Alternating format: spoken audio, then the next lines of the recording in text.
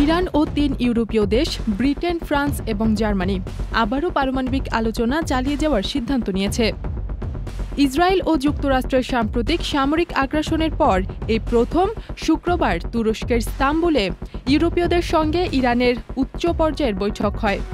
বৈঠক শেষে ইউরোপের প্রধানমন্ত্রী কাজেম গারিবাবাদি এক্স পোস্টে আলোচনাকে গুরুত্বর, স্পষ্টবাদী এবং বিস্তারিত বলে মন্তব্য করেছেন। তিনি জানান, বৈঠকে নিষেধাজ্ঞা প্রত্যাহার এবং সাম্প্রতিক পারমাণবিক পরিস্থিতি নিয়ে বিশদ আলোচনা হয়। LME সার্টিফাইড বিশ্বসেরা কপারে তৈরি ওয়ালটন কেবলস, যা আপনার স্থাপনাকে রাখবে সব সময় নিরাপদ।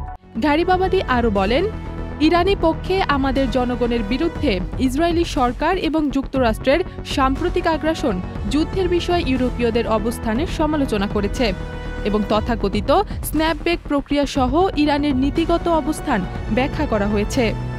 তার ভাষায়, উভয় পক্ষই একমত হয়েছে এই বিষয়ে আলোচনা অব্যাহত থাকবে।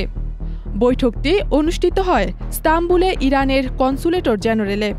উল্লেখযোগ্যভাবে ১৩ জুন ইসরায়েলের ইরান বিরোধী হামলার পর থেকেই এই আলোচনা স্থগিত ছিল।